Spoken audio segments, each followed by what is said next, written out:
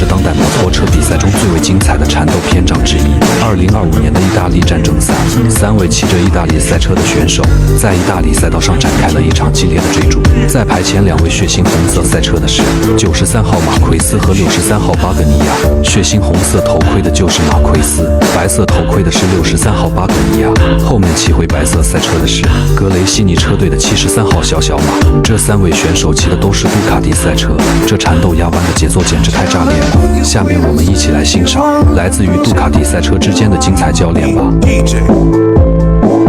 过了一重的重